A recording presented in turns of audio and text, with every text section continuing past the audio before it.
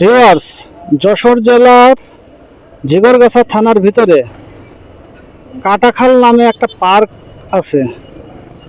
তো শুনেছি এই পার্কটি অনেক সুন্দর। তো চলুন আজকে সেই পার্কটি থেকে ঘুরে আসা যাক।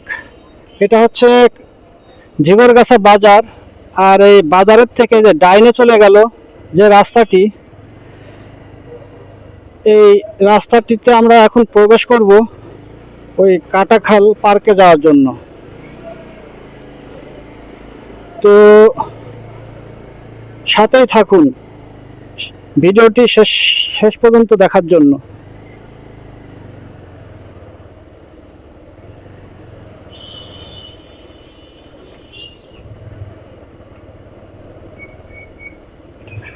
এই যে সামনে ডায়মন্ড প্লাজা শপিং মল,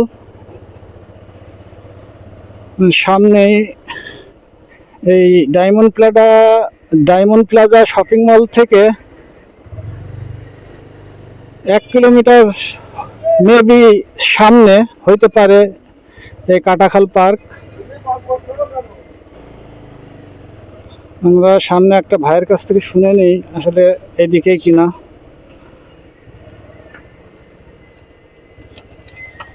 ভাই, এই কাটাখাল পার্ক কি সামনে? কত দূর এখান থেকে? এখান থেকে তাও কত দূর? 2 মিনিট না? আচ্ছা, ধন্যবাদ ভাই।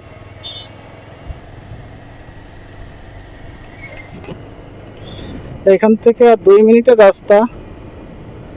তা চলুন একটু এই 2 মিনিটের রাস্তা যাওয়ার পরে এই কাটাখাল পার্কের অপরূপ সৌন্দর্য উপভোগ করে আসি।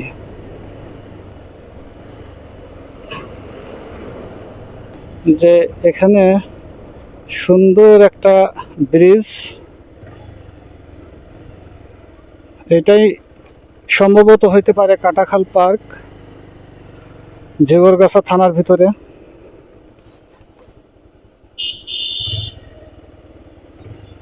যে কাটাখাল পার্ক। ভাই, এটা কি কাটাখাল পার্ক? এই যে কাটাখাল পার্কে চলে এসেছি।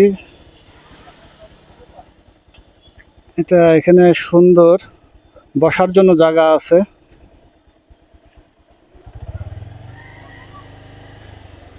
আর এই যে পাশেই এই যে কপোতাক্ষ নদ।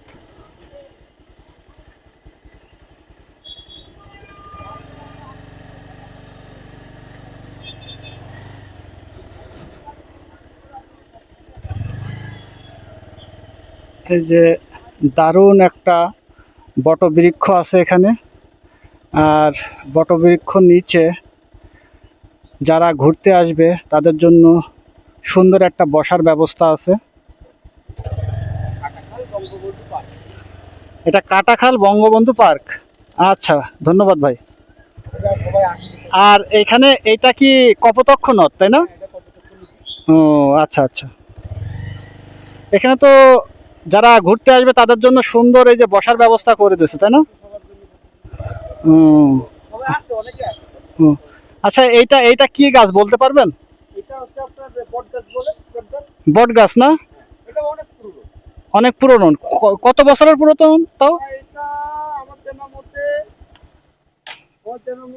অনেক পুরনো গাছ, কিন্তু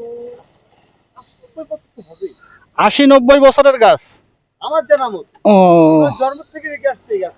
ও আমরা আগে একসময় এই গাছে ঝুলতাম, বসে থাকতাম। এখন আরো সৌন্দর্য করেছে, বসার জন্য জায়গা করেছে, পার্ক করেছে, ভালো লাগে। তো ভিউয়ার্স, আপনারা শুনলেন যে এই বট গাছটা 80-90 বছরের পুরনো। আরো তো জ্বর ছিল অনেক, খুব সুন্দর। আরো জট ছিল না? হ্যাঁ, আরো জ্বর ছিল, অনেক সৌন্দর্য ছিল, খুব সুন্দর। ভাইয়ের নামটা কি জানো? আমার নাম বাবু। ও, আপনার বাসা কি এখানেই? হ্যাঁ, আমার বাসা এখানে, ওই পাশেই বাসা আমার। ও আচ্ছা, ঠিক আছে, ধন্যবাদ ভাইয়া। আচ্ছা ভাই, আপনাকে ধন্যবাদ।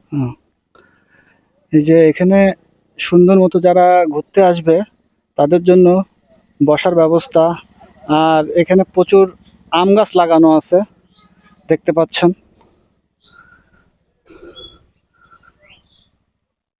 আর কপোতাক্ষ নদে ভিতরে এই যে অনেকগুলো নৌকা রাখা আছে, হয়তোবা যারা এখানে ঘুরতে আসবে তারা এই নৌকা করে ভ্রমণ করতে পারবে, এই পার থেকে ওই পারে যেতে পারবে।